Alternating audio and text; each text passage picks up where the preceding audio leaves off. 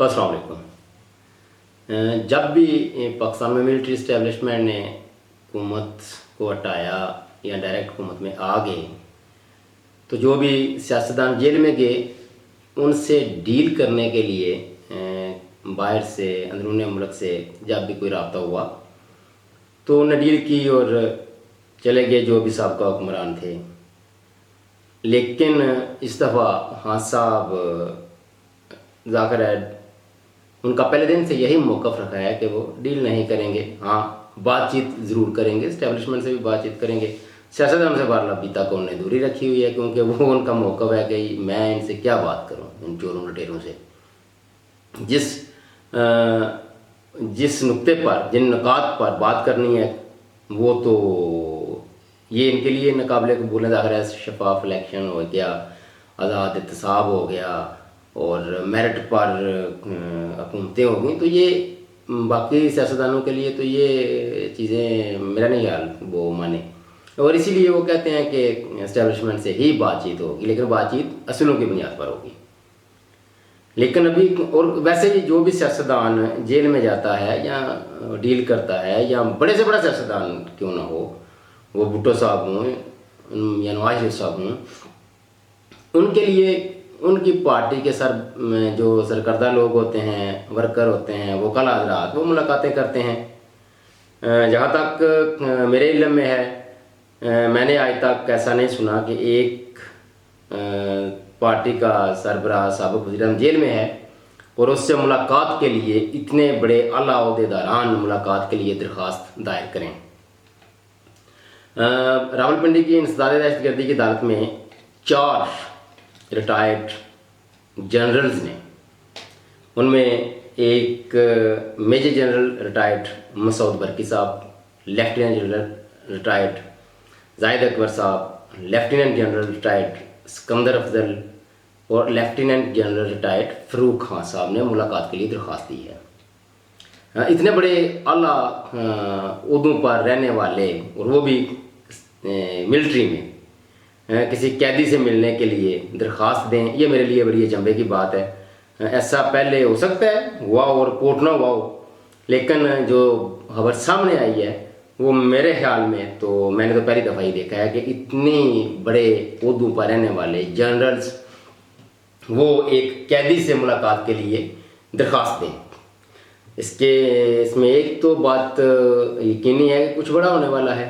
वो क्या हो सकता है, वो तो जब ये मुलाकात इनको इजाज़त मिली, और यकीनी तौर पर मेरा ख्याल है मिल ही जाएगी, क्योंकि इनको इनकार करना मेरा नहीं ख्याल। हो सकता है कि पीछे से मिलिट्री इस्टेब्लिशमेंट जो मौजूदा है ये इन्हीं के कहने पर वो कर रहे हूँ। अब ज़ाहिर है इसके दो हाल जो खबर है वो तो सामने नहीं आए हैं, सिर्फ यही खबर अभी तक रिपोर्ट हुई है और ये रोज़नामा जंग में है अभी की थोड़ी देर पहले। तो जब ये मुलाकात करेंगे वो एजेंडा क्या होगा, फिर ये तो उसी वक्त सामने आएगा जब ये मुलाकात करके बाहर आएंगे और आके कुछ ना कुछ बात करेंगे। तो ज़ाहिर है फिर कुछ जो ज़हीन फ़तीन लोग होते हैं वो तो पसे पर्दा कायद जो होते हैं उनको भी खरीद लेते हैं, निकाल लेते हैं सामने आके, बेशक वो वाली बात ना कहें जो अंदर बात होगी।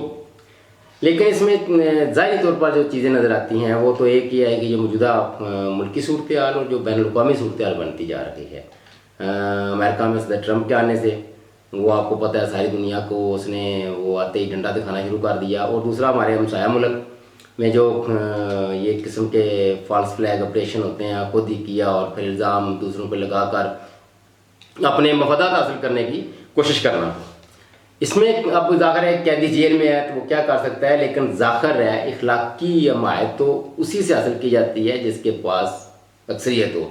अक्सरियत बादल खान साहब के पास है, उनके साथ है, वो अवाम में हो, वो इदारों में हो, इवन के वो फौज के अंदर बेशक करवा लें, रेफरेंडम करा लें फौज के अंदर, खान साहब, मियाँ साहब और जरदारी साहब, ये 3 बंदे रख लें और करवा के चेक कर लें कि फौज में किसकी मकबूलियत है।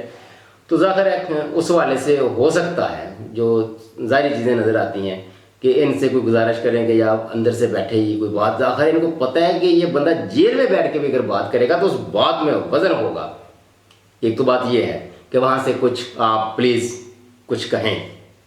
दूसरा اگر یہ خود نہیں کہتے تو ان کی جو پارٹی کے سربراہ جو باہر ہیں وہ تو آلریڈی کہہ بھی رہے ہیں. آپ کو ایک بات کا تو پتہ چل ہی گیا ہوگا، خاص کر سوشل میڈیا کا اوور آل، اور جو پی ٹی آئی کا بھی سوشل میڈیا ہے اور پارٹی کے، وہ تو ظاہر ہے جب بیرونی اس طرح کی جارحیت ہوتی ہے تو وہ یکمشت ہو کر، یک زبان ہو کر وہ بیرونی دنیا کو جواب دیتے ہیں.